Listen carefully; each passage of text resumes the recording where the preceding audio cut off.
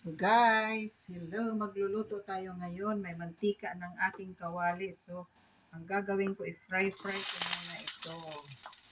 Yung ang ano ko dito sa luto ko, style ko. Para masarap siya. Ayan. Fry ko muna yung carrot at saka patatas. Iniwa ko siya ng maliliit. Yan ang style na pagluluto ko. Ayan. Tapos, ayan siya. Ganyan ang style ko, guys. Ano ba to? Gisado or apretada ba to sa atin? Pero ito, iba ang twist ko kasi rito. Sa atin kasi, di ba, gumagamit ng mga tomato sauce ba? Ako, pure tomato ang ginagamit ko. Homemade lang talaga. Yun ang gusto kong gamitin. Ayan. Fry ko muna siya kasi iba ang texture niya, iba ang taste niya. Tapos, habang nandyan siya, ano ko na yung sibuyas. Ayan. Ayan. Ganyan yan sa tabi, habang nag-aano sila, Diba? Sibuyas at saka inuuna ko kasi yung sibuyas kasi yung iba pag nagluto bawang, di ba? Ako sibuyas gusto ko yung ano ng sibuyas talaga, maano talaga siya pa. Yung ano niya, yung lasa niya, umano talaga lumabas yung flavor ng sibuyas, yun ang ano ko. Ayan. Ganyan lang yan, guys. Ang pagluluto ko. Pwede ko siya takipan ng sandali para maano talaga siya, maluto siya ng yan, patatas at saka sibuyas. Takipan muna natin habang tayo ay nagluluto. So, ito is okay na. Ito ang gagamitin kong sauce. Ayan.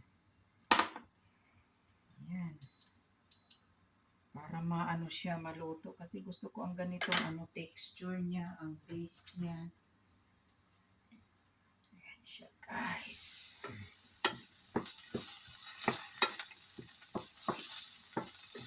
Para yung flavor ng sibuyas ba, maano. Kaya yan ang gusto ko. Yung flavor ng sibuyas. Makuha ko talaga yung flavor.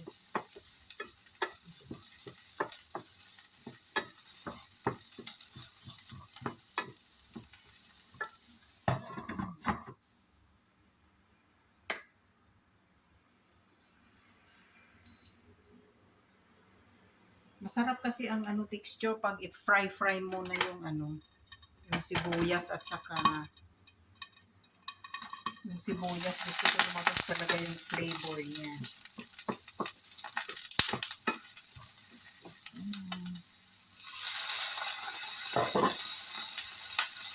So guys, ang giniling ko ito.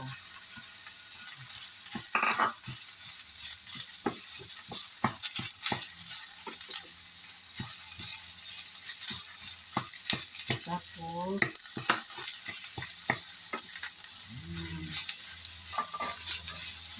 pwede ko nang ihalo yung garlic para maano siya sa para hindi siya nasusunog.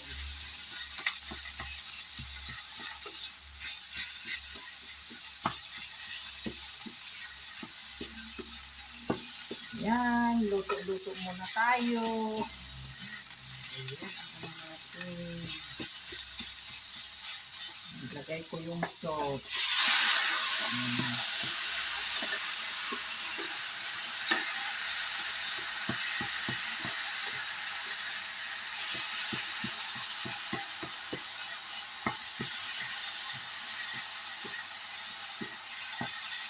Lagyan natin ng konting tubig.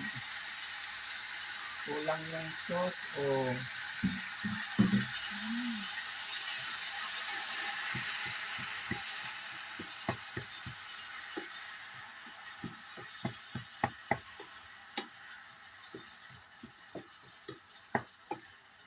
Ayan po siya guys, ang aking, ayan, look at that.